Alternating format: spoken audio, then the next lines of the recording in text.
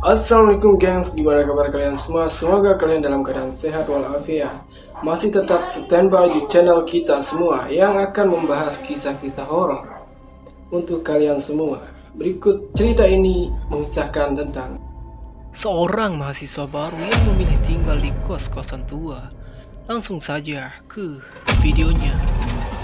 Di sudut kota Bandung, ada sebuah kosan tua yang selalu dibicarakan oleh warga setempat. Kosan yang berada di pinggir jalan. Di saat orang-orang melintas di sana, mereka merinding seketika. Kosan itu terkenal karena kisah-kisah misterius yang mencekam.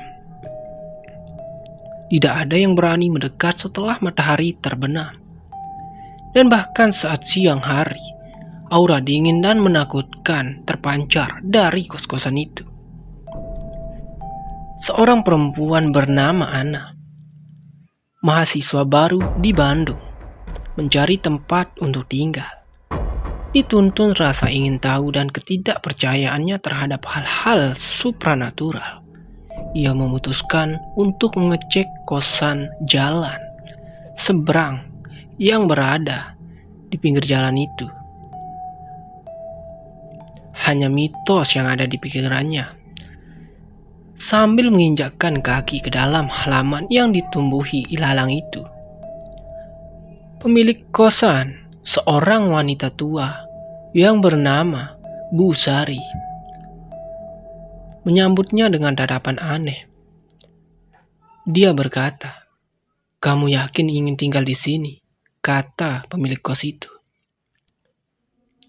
Suaranya bergetar. Ana kemudian mengangguk, terlalu bangga untuk mundur hanya karena cerita-cerita yang belum tentu benar. Kamar yang ditempati Ana terasa aneh, dingin meskipun Bandung memang terkenal sejuk, tapi ini berbeda. Ada rasa dingin yang menusuk sampai ke tulang, dan suasana yang membuatnya selalu merasa seperti sedang diawasi. Malam pertama berlalu tanpa kejadian apapun. Ana mulai merasa lega, pikiran bahwa semua cerita tentang kosan tersebut hanya lelucon biasa. Namun ketenangan itu tidak bertahan lama. Keesokan harinya, Ana kembali dari kampus. Dia mendapati pintu kamarnya terbuka sendiri. Aneh, gumamnya. Yakin dia telah menguncinya ketika memasuki kamar itu. Semua tampak normal sampai dia menyadari bahwa foto keluarganya di meja belajar telah terbalik. Malam itu, Ana terbangun karena suara bisikan-bisikan itu, seolah membawa kengerian yang membuat Ana mulai merasakan takut. Dia mencoba mencari sumber suara, tapi begitu kakinya menyentuh lantai, bisikan itu berhenti. Hari-hari berlalu dengan kejadian-kejadian kecil yang aneh. Barang-barangnya sering tidak berada di tempat yang seharusnya. Lampu mati tiba-tiba sendiri, yang membuat Ana itu agak ngeri-ngeri gimana. Teman-teman Ana mulai khawatir. Mereka sering mendengar cerita tentang kosan itu, tentang penghuni-penghuni sebelumnya yang menghilang tanpa jejak. "Kamu harus keluar dari sana," desak mereka. Teman Ana mulai berkata untuk memperingati Ana agar pindah dari kosan itu, tapi Ana belum mau. Suatu malam, teror yang sesungguhnya dimulai. Ana terbangun karena merasa ada sesuatu yang menarik selimutnya. Dalam kegelapan dia bisa melihat sosok hitam berdiri di ujung tempat tidurnya. Sosok itu tinggi dengan mata yang memancarkan cahaya merah. Ana mencoba berteriak tapi suaranya seperti terkunci. Sosok itu mendekat dan bisikan kembali terdengar. Kali ini lebih keras dan menuntun.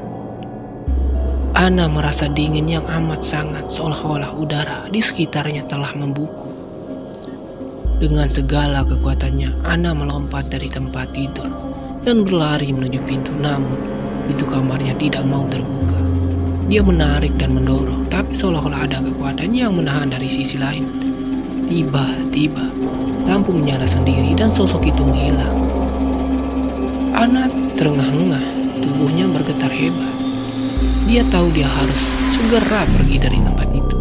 Pagi harinya, dengan mata yang sembab dan tubuh yang lelah, Ana menemui Bu Sari untuk mengatakan bahwa dia ingin pindah. Lalu Bu Sari hanya menatapnya dengan ekspresi yang sulit dibaca. Tidak ada yang bisa pergi, katanya dengan suara serak. Mereka selalu kembali. Ana merasa darahnya membeku di tempat itu. Apa yang dimaksud Bu Sari tadi? Kata Ana. Tanpa menunggu jawaban, dia mengemas barang-barangnya dan meninggalkan kosan itu. Tapi Bandung, kota yang dulu dianggap sebagai tempat untuk memulai hidup baru, kini terasa asing bagi Ana. Ana terus merasa seperti ada yang mengikutinya. Bisikan dan sosok hitam itu tidak pernah benar-benar meninggalkannya. Teman-temannya mencoba membantunya, membawa Ana ke Ustadz dan paranormal, tapi tidak ada yang berhasil. Kekuatan yang menariknya kembali ke kosan itu terlalu kuat. Pada akhirnya, Ana tidak punya pilihan lain. Dengan berat hati dia kembali ke kosan yang berada di pinggiran jalan itu yang seram. Bu Sari menyambutnya kembali dengan tatapan yang sama, seolah-olah sudah mengetahui bahwa Ana akan kembali. Dari jendela kamarnya, Ana melihat orang-orang baru datang dan dia tahu mereka akan mengalami nasib yang sama. Kosan seram itu memang tidak pernah melepaskan penghuninya. Dan Ana seperti penghuni-penghuni sebelumnya, hanya bisa menunggu dan berharap bahwa suatu hari dia akan bebas dari kutukan kosan setan